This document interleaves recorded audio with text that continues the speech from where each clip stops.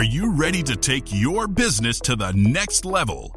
Every day there are countless books and articles that are published offering the key on how to make your business a success. It's easy to feel overwhelmed trying to keep up and run your business. That's why Deb Creer created the Business Power Hour.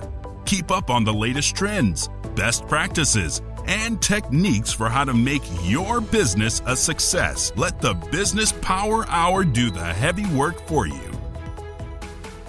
Good morning. Good morning. I am Deb Creer, and I am passionate about giving professionals the tools that they need to make themselves and their businesses as successful as possible. And we're going to have a great conversation today because we're going to be talking about how to make your business bigger. Ooh, we all want that, right? How to go about it, all sorts of very interesting things. So please join me in welcoming Karl Maier to our program today. Welcome, Karl. How are you? Very good, Deb. Happy to be here. Great, great. Well, let me tell folks just a little bit about you, and then we'll jump into this. So Karl Maier is the founder of Abunden, as in abundance, I'm guessing, right? And he is an experienced CFO and business advisor who has played a key role in doubling sales at 5 companies in just 2 years. Abunden is a company dedicated to helping businesses grow by understanding their numbers, building repeatable business systems, and organizing their team, particularly in today's challenging economy with inflation, labor shortages, and supply chain disruptions. Karl's expertise spans expanding credit lines, leading multi-million-dollar acquisitions, and enhancing profitability through innovative pricing, systems, and financial strategies.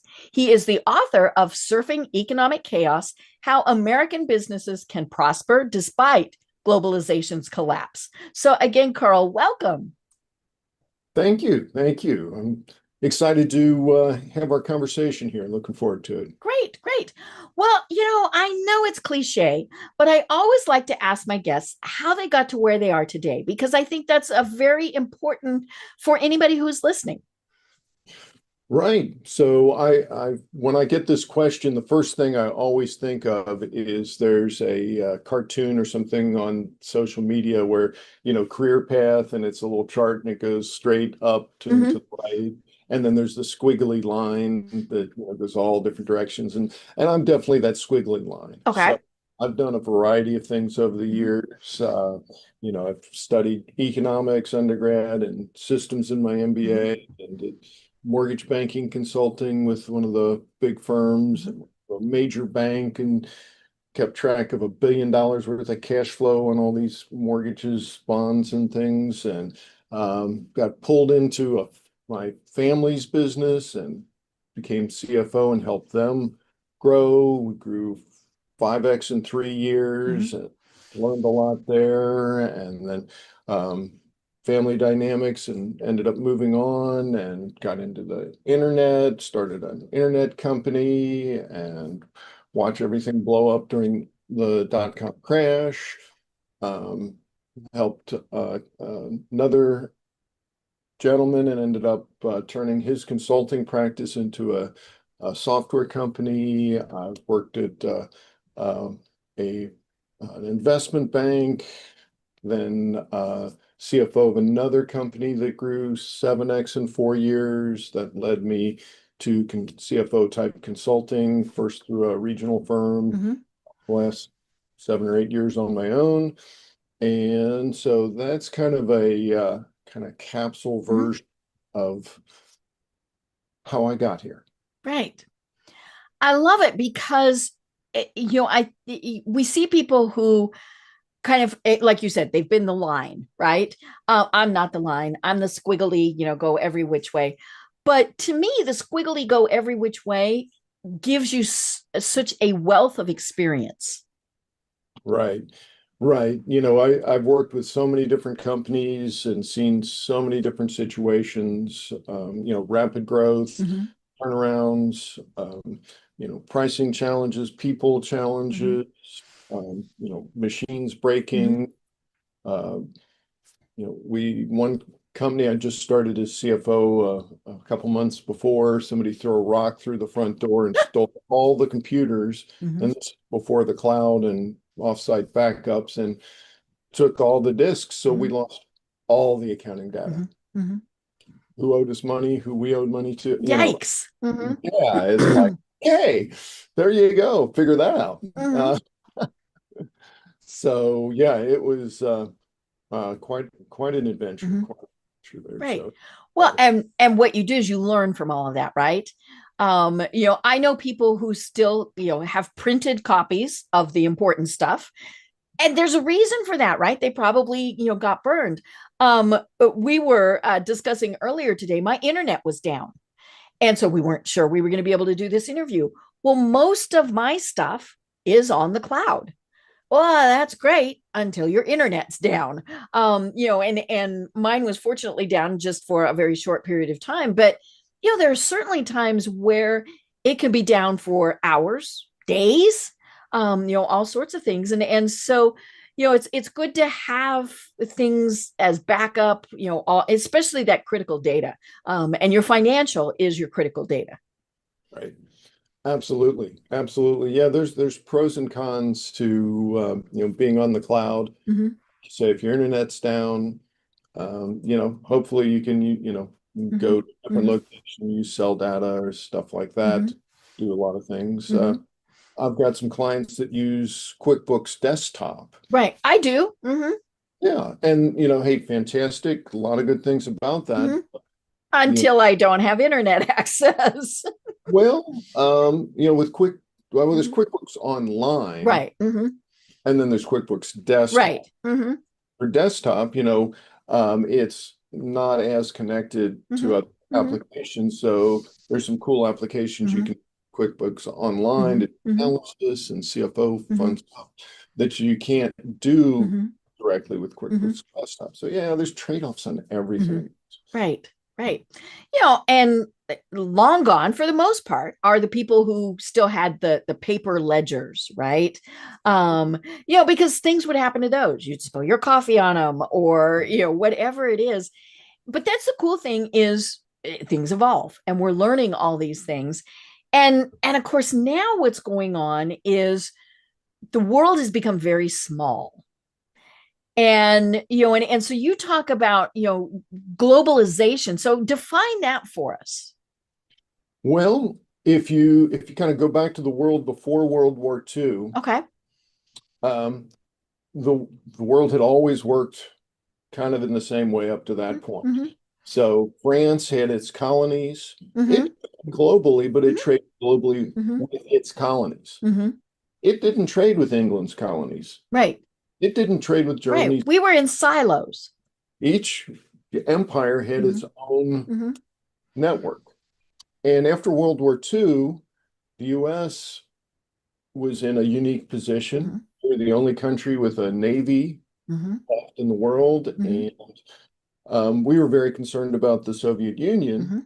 And so we basically made a deal with everybody that said, hey, you partner Mm-hmm. with us against the Mm-hmm. Soviet Union, Right. That was and, when NATO started. right? In exchange, and it was a Mm-hmm.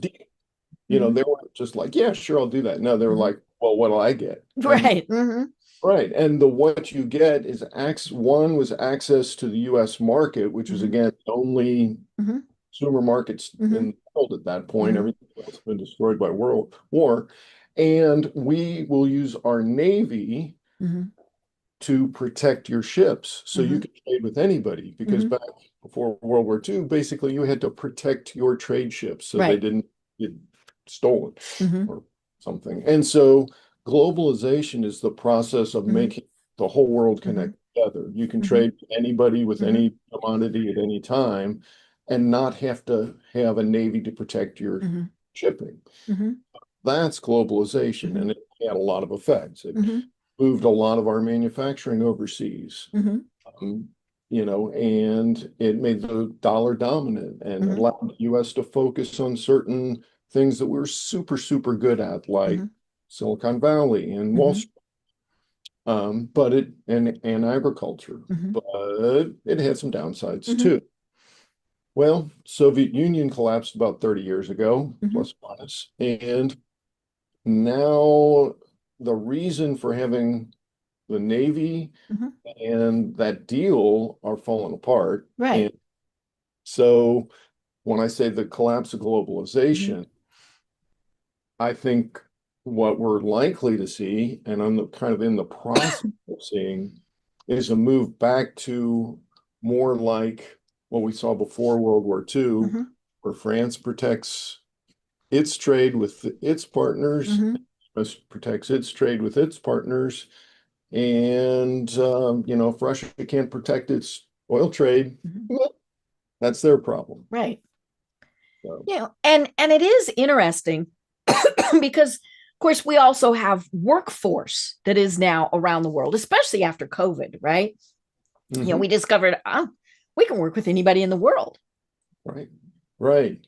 So that part of it, is likely to continue. It's really hard to regulate Zoom calls and keep people from working on a shared cloud. Right. Some countries, it's very different.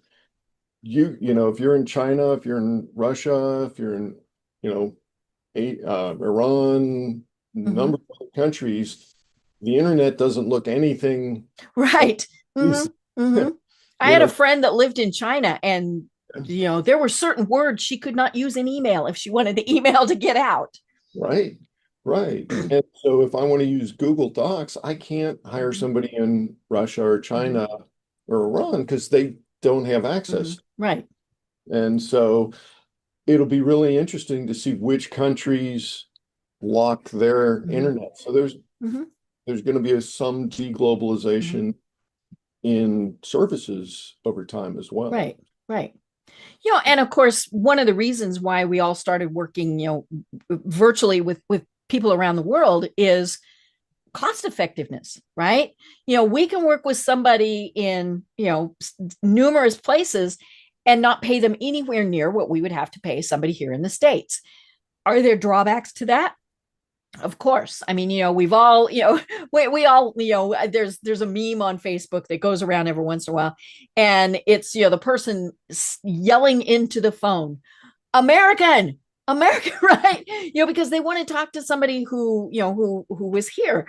But, training, and of course, AI is now really changing a lot of that. Um, but yeah, it's a very unusual time. And let's be honest. I mean, as we are recording this, the US is doing a lot of sword rattling, might be the way to put it, with tariffs. It's a great negotiating tool, but it's also making so many companies think, oh my gosh. And during COVID, one of the big things we had was supply chain disruption, right? Because people couldn't go in, they couldn't ship, they couldn't do whatever. And so first of all, why on earth would somebody even think I want to be involved in this? I'm just going to be my little mom and pop thing and not ever do business outside, my little square. But what are the positives that you see from all of this? Well, I think one of the key things is, and to your point, the world has changed. I think Mm-hmm. over the last 5 years, the world's fundamentally changed. If you look back from, let's just say, roughly 2000 to Mm-hmm. 2020, it was a beautiful time to do business Right. in the US. Mm-hmm. We had low inflation, Mm-hmm. we had growth, Mm-hmm.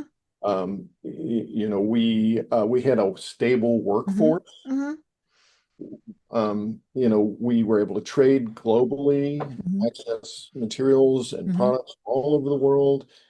It was as compared to just about any Mm-hmm. other time in Mm-hmm. history in any part of the world, it might have been like the easiest time to do business. Mm-hmm. Okay. But when you hit 2020, a number of things aside from the pandemic, which Mm-hmm. accelerated a bunch of stuff, but um, the baby boomers really moved into retirement pretty dramatically, Right. which changed the workforce in Mm-hmm. the US Mm-hmm. and started driving wage inflation. Mm-hmm. It's the baby boomers are slowly pulling more and Mm-hmm. more of their money out of the market, out of high risk investments, Mm-hmm. driving up the cost of capital. We're seeing Mm-hmm. that a little bit in interest rates, and we're very likely to continue to see that. The trade breakdown, we started with COVID. The tariffs aren't kind of just and again, another thing accelerating it, but the American public has been pushing for this for decades. Right. So it's going to continue. But not all these things are going to make it a little bit tougher to do business. If I'm looking at a scenario where I'm running my business, I've got inflation that I haven't thought about since Right. the 80s. I've got labor shortages, with the immigration Right. situation.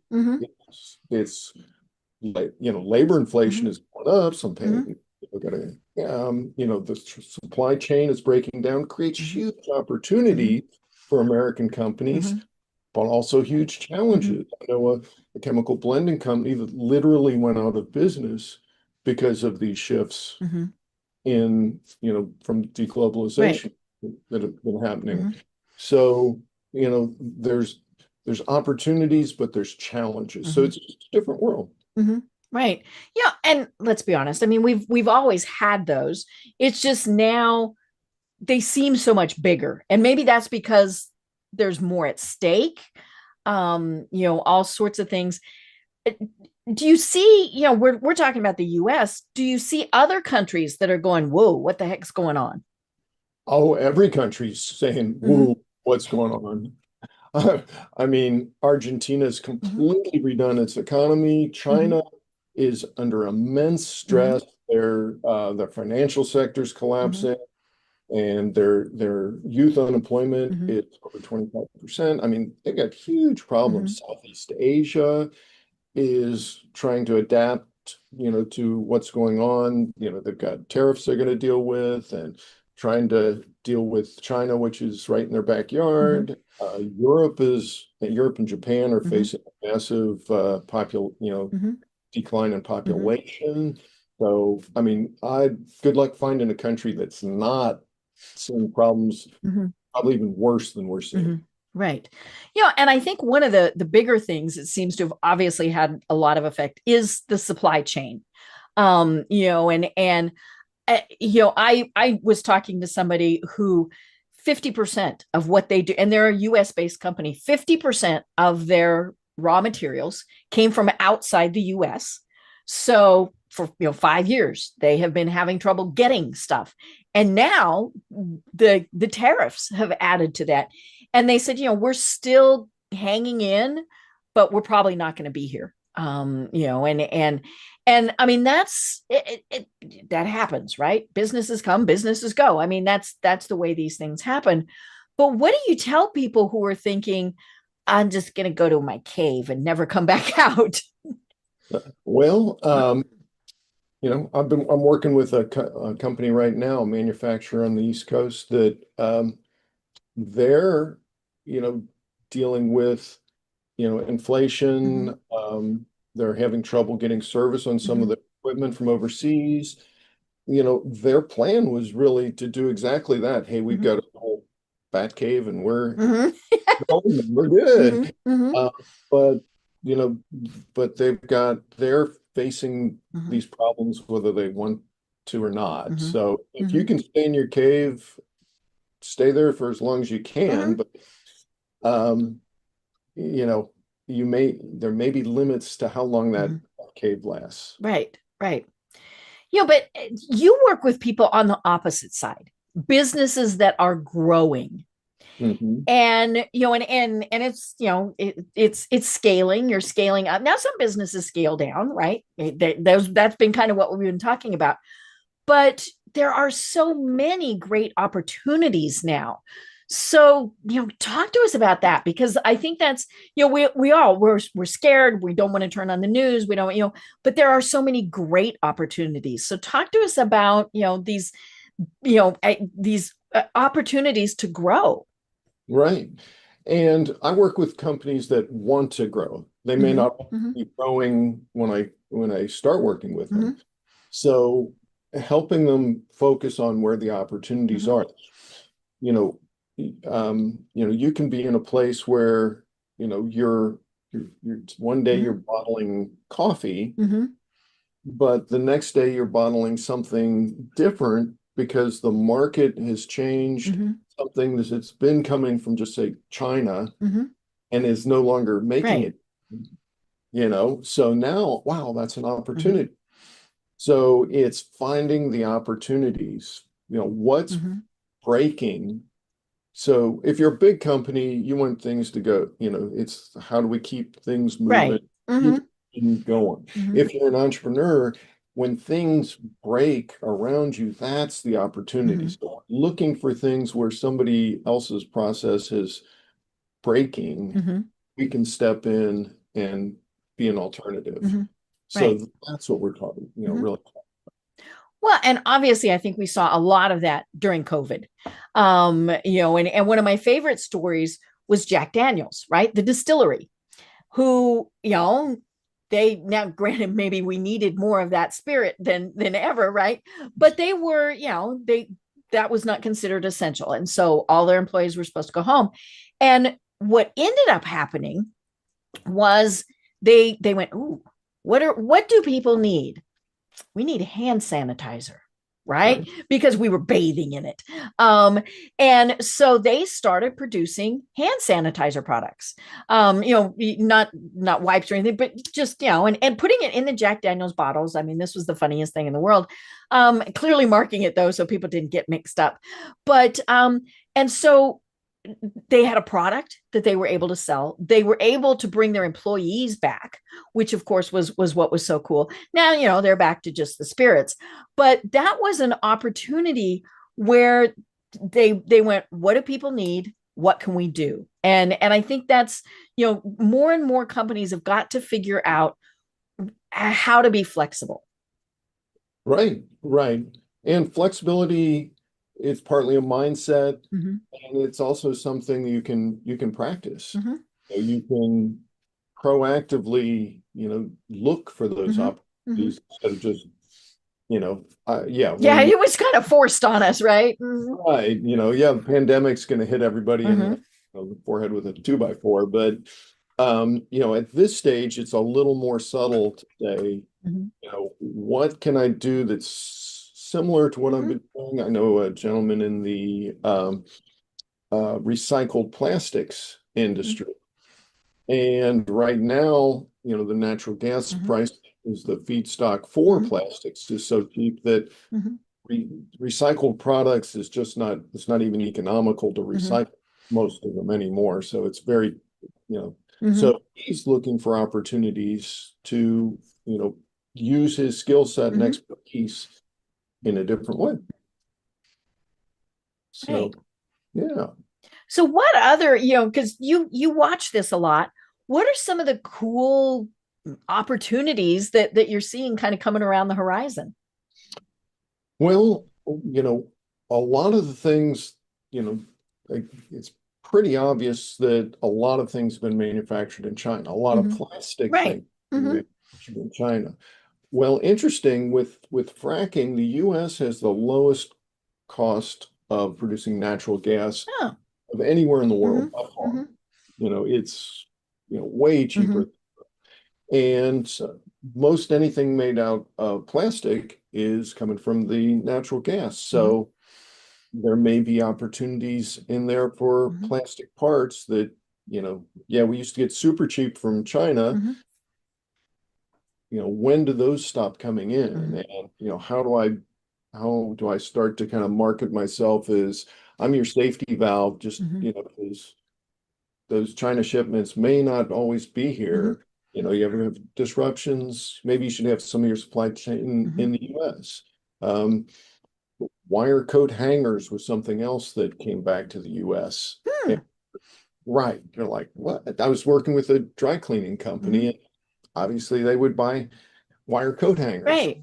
Right. And like 90 whatever percent of those are being produced, Hmm. in China or certainly overseas. And now there's like three different companies Hmm.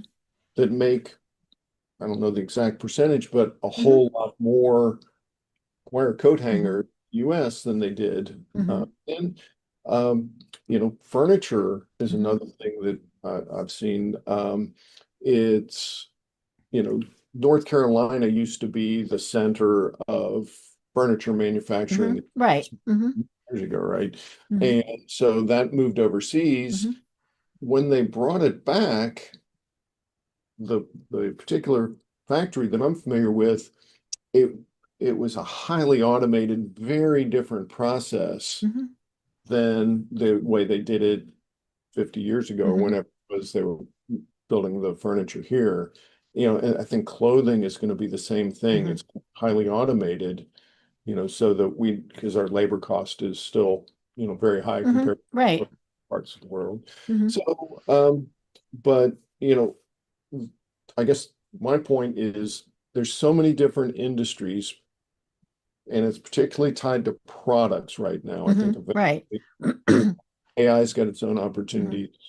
But for products, I see, nearly every product category is going to have some opportunities. Hmm. So, Right. And that's where it's important to be watching, as we said, and think, I bet we can do that. And Grant, I think that's, that has been a lot of the conversation with the tariffs is, what can we pull back here and be doing? Now, obviously, labor is probably one of the biggest factors in that. Yeah, we might be able to do it here, but can we get somebody to actually do it?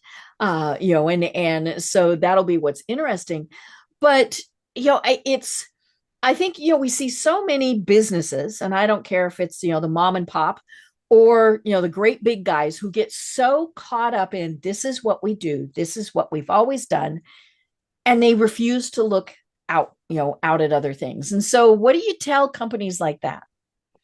well, I encourage companies to think about these things, and there's even different scales of that. I mean, it's do you feel a need to change? Mm-hmm. If you don't, if like you Right. said, If things are fine, then okay. right, now, things are changing. Even small things are Mm-hmm. changing. Um, one of the companies I'm working with recently, they got caught in a cash flow crunch, Mm-hmm. because they weren't doing, tracking a lot of the details of their processes as closely as Mm-hmm. they might have. And, if you go back 5 or 10 years, they probably had Mm-hmm. enough leeway that if they got a little behind there, Mm-hmm. no big deal. But as things have tightened up, again, wage inflation, Mm-hmm. product Mm-hmm. input prices have gone up, and they haven't been able to, push through the higher prices to their Mm-hmm. customer. So things are tighter. And so when something small trips up, that Mm-hmm. becomes a big problem, put them in a cash Mm-hmm. bind. They're having all these discussions with their bank. And so, we're working through that, Mm-hmm. and we're going to get them through that. Mm-hmm. But, you know, management is how you deal with a tougher marketplace, Right. and, you know, it's there, none of the things are like new technology. Mm-hmm. Management, yes, we need to track what we're doing. We Mm-hmm. need, you know, KPIs, Mm-hmm. indicators that tell us, you know, in advance of big problems, Mm-hmm. hey, some leading Mm-hmm. indicators, lagging indicators, so Mm-hmm. we know, that we're getting the end results. We need to have all these things, but, and it's harder to raise Mm-hmm. capital than it used to be. Mm-hmm. Mm-hmm. You have to be a little more creative and, present your opportunity just a little, more carefully. Mm-hmm. So these are, the types of things. If you see a need to make a change, you start with yourself and say, Mm-hmm. what can I do better, and then what can I drive Mm-hmm. down through the company, and what can the company do better? Right. And it's not very sexy, but Mm-hmm. those little things add up, Mm-hmm. and Right. we know that Mm-hmm. little Mm-hmm. things add up. Right. Well, and a lot of it is basic that people just don't do. They might not know that they could get in a cash flow crunch. And I mean, I'm a small business. I have my own marketing firm, and I just noticed that my clients were paying a little more slowly and a little more slowly. I mean, it was just kind of one of those things. And so I had my terms set at net 30, right? They needed to pay me within 30 days. Now I had nothing set that if, that there was a penalty if they didn't.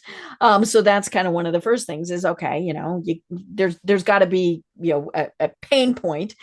But the really entertaining thing was, without even really telling them, but they noticed, I switched to net 15 and they started paying. Now they're still a little bit late, but there's none of them, every once in a while. Yeah. And you're always going to have the, oh my God, the person who is supposed to approve this isn't here any longer type of thing. But yeah, when I switched to just net 15, they started paying more quickly. Now, a big part of that depends on who you're dealing with. Way back in my career, way back before Al Gore invented the internet and all those various things, I worked for a company that our primary client was the federal government, NASA and Navy for the most part. Now it didn't matter what we said our terms were. It was about net 90. The government just doesn't pay quickly. But like some of that was the fact that, they would go through and go, oops, that I was not crossed or dotted. I guess it would be T's are crossed, I's are dotted. Right. And, but they wouldn't tell us, and so you kind of had to be up on all that. But that is the other thing is, are you paying attention to your books? Do you know who hasn't paid? Contact them and say, hey, what's going on? And most of the time it really is the oops, your invoice got lost in the shuffle type of thing. You send it to us, we'll pay it right away. But yeah, make sure that you know what's going on with your cash. And then the other thing that I think is just absolutely hilarious. I'm a very small business, very small, but I get emails, text messages, 5, 10 a day.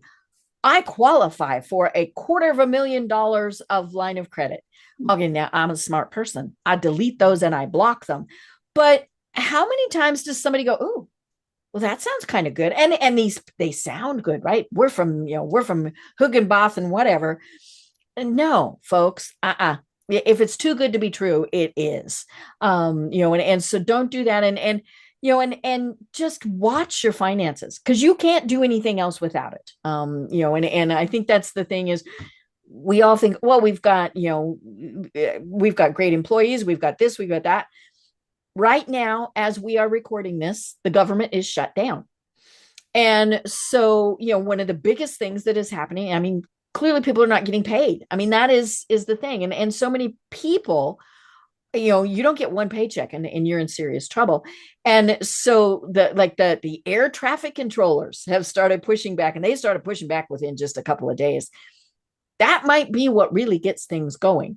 Planes are being grounded. Well, that's going to cause issues.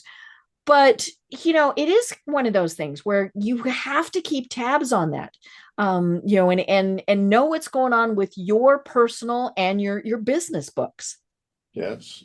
Yeah, that's very true. One of the things that I spend a lot of time with my clients on is obviously, like you say, watching your accounts receivable collections, and also watching your payments, which are paying out, but not just watching, but also communicating, and as important it is to keep in touch with your customers. And, is there a problem with payment? Is that, I show that one's probably going to be paid next week. So, but also on the payment side, a lot of people, if their cash is a little tight, they're extremely hesitant to reach out to their vendors and say, hey, my payment will be a week or two late. Is that right? We don't want to seem desperate because then they're going to go elsewhere. Right. But what that really does is builds trust with your vendor that you're communicating. It's not well, we didn't get that check. I wonder what's up with Bill. It's like Bill called and said, and 90% of the time, I'm going to say, okay, we understand. Thanks for letting us know. Right. Get it to us as soon as you can. Great, I will. Right. Yeah. And one of the other things, and I learned this the hard way, is to automate. And we'll talk about AI in a minute, but automate, especially your invoicing. I hate doing that. I hate invoicing. Yeah. Like I said, I'm a small business, and I hated invoicing. And God bless my clients who would send me an email and say, you haven't invoiced us in a couple months. Oh my God, how on earth was I doing that? And then, discovered QuickBooks will automate it. All I have to do is make sure that it's correct, right? Because there are things that get added in and subtracted and all sorts of stuff, but it's automated. The last day of the month, whether it's a Saturday, I'm on vacation, whatever, it goes out. And that's a pretty simple process. Even if you're not using something like that, set a calendar reminder, do something. You should never forget to invoice a client. And it's just, it's one of those things that, is a simple thing, but how many of us fall into that trap? Right. And as important as it is, for your business, with one person, the complexity of it increases as you're growing. Right. One of the entrepreneurs that I've talked to a number of times, that he's done amazing things. He sold his business for hundreds of millions of dollars. But what he would always tell me is every time you double your business, everything breaks. Right. So, hey, we used to get a new order and I'd tell Susie and she'd make sure everything got set up. Well, we doubled. Now we split Susie's job in half. So I have to tell Susie, but I also have to tell Bob. And I have to tell Bob, the process doesn't work anymore. And we got an upset customer. And oh, my heavens, Bob's on vacation. So you've got to get a new, you've got to update your processes. Right. And build, keep those processes working, and scalable, repeatable business processes. I mean, you go to McDonald's, go to Subway, you'll see that. It's just work. You get consistent output. So if you make your business do that, that's a big thing. Right. And it's also to the benefit of your clients. If you invoice every once in a while, when the spirit moves, they can't manage their cash flow, right? They like knowing that on X date, they're going to get an invoice for X, as opposed to every once in a while, they get one that's 4 times more than they were expecting, and things like that. But I love that you talk about scaling, because McDonald's, great example of that, right? They're not producing Big Macs at the same level every second of the day. They know there are periods of time where they have to do more. And then they scale back, right? Because people aren't there at 3, but at 5, oops, there they are again.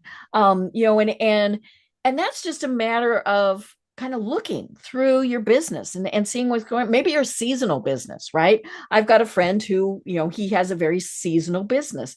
He does very well throughout the year, but he also knows that the rest of the year is chaos for him. He actually said that. It's chaos. But he meant that in a good way, because he knows, it's just so much more, but again, he knows I need, seasonal, you need more employees, you need more, product, whatever those things are. And so, you don't have to be a financial expert to just be looking at your books to see what's going on. No, but one of the things that, as you grow, right now you look at your QuickBooks, right? And so that's fantastic. Right. Works perfect. But, all of a sudden you've got 15 or 25 people. Right. QuickBooks is not going to cut it. Well, I've seen QuickBooks work pretty well. But my point is actually that your time becomes so valuable at some point that you need to be delegating that to somebody else. And you can look at, that accountant and say, oh, they're expensive. But you haven't really thought about how much your time, how much business could you bring in if you're spending your time selling instead of spending your time doing checking the books. Right. And I love that you've got, information like that in your book, just basic business things like delegating, and I I tell people I do the 15-minute rule. If it's not something that that it has to be me and can only be me, if it's going to take more than 15 minutes, I should have somebody else do it. Even if it's something I love, like website maintenance. I like doing that. I have a lot of fun doing that, but then I break it and then that causes a different problem.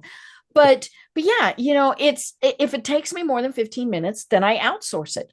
For this podcast, I have a producer. I used to do all of it my own, right? I managed, talking to the clients, distribution, all that stuff. I did all of that myself. And then I finally thought, this is not the best use of my time. And so I have Kim. Kim keeps me going. She gets really mad if I tweak the schedule, because she's in charge of that. And that's the other thing with delegating, right? It's okay to let it go. I don't have to micromanage it, which is the hard thing when you've been used to doing it yourself. But and that's where maybe you've reached the part where your company needs someone like you who's a fractional CFO. You come in for a certain period of time, and you dedicate, and so they're not hiring a full-time employee. And so fractional is a great resource for people who have grown, but they don't need that full-time thing yet. And maybe they never do. Right. Yeah. I mean, different companies have different goals. Mm-hmm. I clearly remember talking to a business owner, and he's like, Karl, I've got my house paid for, Mm-hmm. I've got a nice car, my kids' college is, covered. I take nice vacations. Why do I need to grow my business? Mm-hmm. Like, well, okay, that's a really good point. Mm-hmm. I was like, you're in good shape, and keep it up, keep it up. And so, that's been kind of a measure I've always kind of thought of when I'm looking at a company is like, hey, can the owner take care of those types Right. of lifestyle things? If they can, maybe they're good where they are. So. Right. And that planning for the future. I mean, while we couldn't, and disruptions, right? Nobody knew COVID was coming, right? And I loved it when they said, "Oh, we're going to shut down for 2 weeks," and we all went, "I don't think so." And then it was, months, and in some cases, a lot longer than that. But you can, I think probably, and it was very sad. One of the reasons why so many businesses went under is exactly what we were saying, cash flow. They couldn't go. And that's tricky. I mean, you don't want to have so much money in the bank, but you also need to have some so that if something happens, I mean, that you can go for a while. Right. Yeah, I had a conversation recently with a company, and we're talking about, wow, things are tight. And they were like, yeah, I need to recompute my break even. And I went, hey, break even's really important. I get that. But that's not what we're talking about right now. We're talking about cash flow. I've seen companies, I mean, heck, look at Amazon. They were not profitable for whatever, 20 years. Right. And I've seen other companies that weren't profitable that I always wonder when they say this company is 10 years old and has never turned a profit. Wow. Well, I've seen that many times. They're not the only ones. And I've seen I've literally seen companies with no sales, but they had a cash stockpile. And so, cash is how you running out of cash is how you go out of business. That's how you go out of business. It's not something else. And yes, sales are important to drive cash flow. But if you get in a cash crunch, one of the things that really surprises a lot of business owners is more sales may not be the way to get out of your cash crunch. Right, because more sales means more product demand. Do you have the employees, the resources to do that? All of those things. Yeah, and even further is basically for most companies, you're lending them money for every sale, right? It takes 30, 60 days to collect. And you've probably paid for the people well before you shipped it, and the materials even further back. And so put all those together, and you may have, I've seen, 90, I've seen a 180-day cash cycle. Cash starts going out before it's actually collected. So because of that, one way to get cash is to shrink your sales. You collect some of those outstanding receivables, and all of a sudden you've got more cash, and and you need to manage your overhead to meet that. But that's one of the surprising things for a lot of business owners. So. Right. And of course, one of the things they think is either sell more or raise our prices. Okay, that works until people go, nope, it costs too much. Right. I mean, if you can legitimately raise prices, and you may lose some customers, but right. You can. There's I had a company that was really, really, really hesitant to raise prices, and we talked about it for about 6 months. But they did raise prices, and they didn't lose any customers.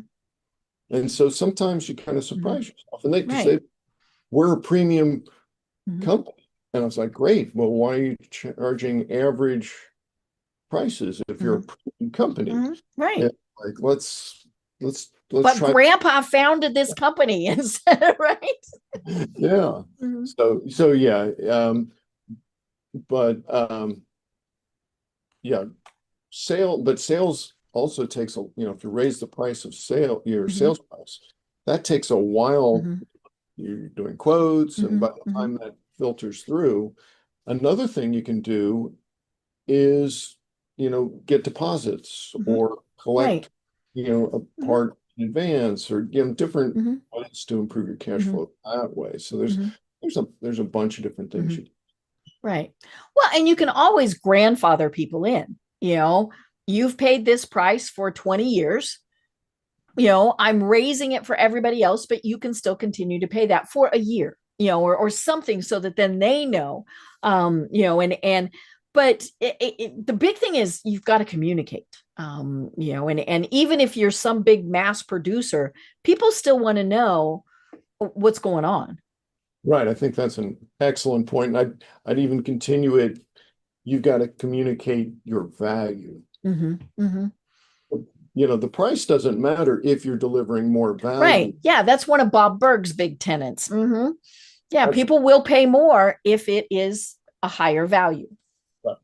Yeah. Right. To just say, I'm going to double my price, they're like, no. That's not real popular. But to your point, it's communicating that value, right? Yeah. So right. And again, you can figure other things, that to be able to do that. So, I'm going to raise my price, but here's a perk that I'm going to give you, or you're going to have longer to pay, whatever it is. There's lots of ways to go through this. But I think the thing is, people get really scared of those conversations. I'm just going to lose them, right? If I tell them I'm going to raise the price, they're going to go elsewhere. Right. Well, they're probably going to do that anyway, as the wind changed, right? Well, and the other thing is, if you don't raise your prices and you go out of business, well, right, then yeah. Right.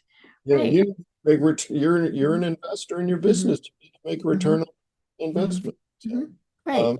And your competitors are probably facing a lot of the same challenges that you are. So, right.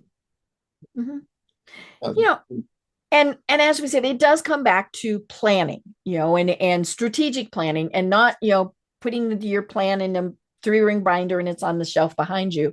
I work with executives who have been diagnosed with cancer.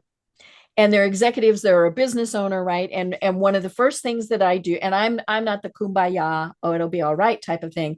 I'm the, okay, how are we going to make sure your business survives? Now, some of them may very well say, my priorities have changed. I'm going to sell my business or close it down or whatever. But, it's surprising how many times you say, do you have a business continuity plan? And they go, oh, what's it? Who else can sign your checks? If someone, if you're unable to do that, does somebody know who your client list is? And of course that comes back to what we were saying before, control, right? Oh, I don't want to tell anybody those things. I started doing that based on my own history. I am a cancer survivor, and had catastrophic complications and was down for the count for 7 weeks and then trickled back in really slowly. A lot of businesses can't handle that. Now, my clients, we communicated with them. We said, we'll be back when we're back. And they went, okay, that's fine. But yeah, just simple business continuity planning, who does what. I tell people, you need to figure out the priority things, right? I was talking with a business one time, and it's a large business. And so I was going from department to department, and it was what do you do? Can somebody else do it? What are critical functions? And I was talking with the legal department, and they said, well, what we do can be done in other locations, all that stuff. And then one guy said, oh, there is that report that we file with the state. We have to file it a certain time every month. And I said, okay, what happens if that report doesn't get filed? And he kind of chuckles and he says, well, they shut us down. and I was like, that would be probably the most critical function that is there. So then it was, does anybody else know how to do that? Or is it just you? And, and there is job security, but there's, what if, Bob or whoever decided, don't want to work here anymore, or heaven forbid, wanted to go on vacation.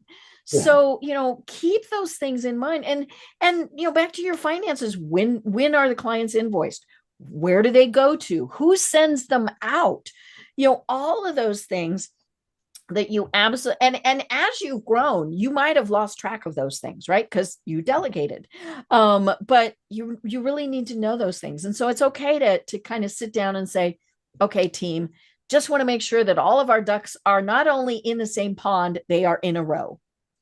Right. Yeah, no, I think that's a fantastic story. I love that. And it reminds me of kind of just a different twist on it, is a kind of a way to evaluate a company's continuity, and particularly for the business owner as well.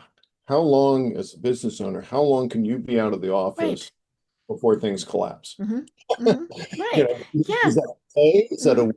Is it a month? Yeah. You never get to go on vacation. I remember I had a guest on, and I've got to look up who this was because, I say this very often. He's a large business in Texas, several thousand employees.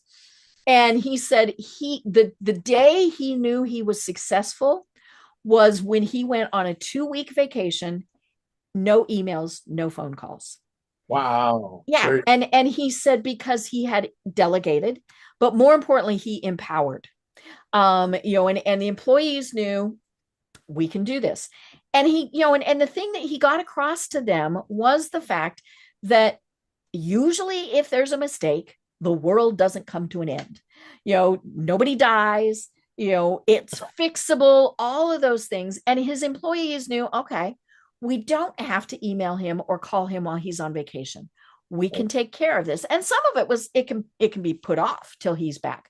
Right. But yeah, he knew he was successful when he could go on vacation for 2 weeks. And, and I think about that every time I go on vacation and I'm attached to my cell phone. We went to Alaska earlier this year, 4-hour time difference between me and most of my clients. That's hard, and I communicated to him and said, there's going to be a delay and things like that. But yeah, can you get sick? Can you go on vacation and your business still continues? Right. That's a really important question. And it's kind of the difference between, like, I run the business and I own the business, right? Does the business run me? Yeah. And so much of that, I also think in terms of process, what's the process for paying this check? Who approves that? Right. New customers, new vendors, how do we set those up? What are the internal controls? So from a financial perspective, those are all the types of questions that, we want to think about. And, it's always a discussion. And at some point it may be appropriate for the owner to sign, everything. But there's another time when we've got controls, we've got the right people in place, and we're not doing it. Right. And sometimes it's just simple things. I was the same big company that I was working with, I was in the mail room. And they said, oh, we're probably the least important, and part of that was how they were treated. But that was a point in time where people still physically mailed their payments, right? So you wrote your little check and you put it in the little envelope, and that was the only way to pay. There was no online, and this, long enough ago where that happened. And so I looked at these guys in the mail room and I said, who picks up those checks? And then who makes sure they're deposited? And the little lights went on in their heads and they went, oh my God, we're the most important people in this company. And in a lot of ways they were, right. And so, yeah, just think about those things. Even if you're a one person business, right. If something happens to you, who notifies your clients, all of these various things. And we don't like to think like that. But again, we might want to go on vacation, things like this. And so be thinking of those things. Right. Yeah. And how we have meetings, there's ways you can run meetings right. to bring new ideas. Mm-hmm. So, that's something I've worked with clients. Had a bottling company that was thrilled with the way those meetings and it was a new, new experience for them. Like, wow, yeah, this makes life so much right. whole management. Right. Yeah. And can we do them on Zoom? Can we send an email? I mean, all of those various things. Well, Karl, this really has been a fascinating discussion, and I feel like we've just scratched the surface. So we will have to consider having you on again. But for people who are going, I need help, how do they find you, and what are the services that you provide? So what I like to do is guide industrial companies in scaling up to the next level without cash stress. And the easiest place to find me, I'm very active on LinkedIn. So I think we'll have that link in the notes. So I think that's the easiest way to track me down. And, I'd love to talk about business. As you can tell, definitely a big conversation here today. And so I'd love to talk to you about your business and see what what ways I might be useful. Right. I love it. I love it. Well, this really has been such a fascinating discussion. And, folks, the book is a great resource because it has there's so many different topics that you cover in it. And so I think it's a great thing. I don't care if you're just starting out, if you've been in business 50 years, you're one person shop, or you're, thousands, so many good resources in the book. And we will have a link to that also. Very good. Well, this really has been so much fun, but are there any final thoughts that you want to leave everyone with? A couple of my favorite thoughts. I guess my number one favorite thought comes from a very successful Houston entrepreneur where I've been operating, mostly in Texas, is a gentleman named Jerry Finger. And I've heard him say time and time again, cash flow is more important than your mother. And so he always said it a little tongue in cheek, but it was to make a point of how important cash flow was. I think that's the number one thing that I keep in mind. And then I think the saying that I said earlier is that every time you double your business, everything breaks. So those are the two things that I tend to keep in mind and I'd like to share today. Great. I love it. Well, I'm Deb Creer. I've been having so much fun talking with Karl Maier of Abunden. And until next time, everyone have a great day.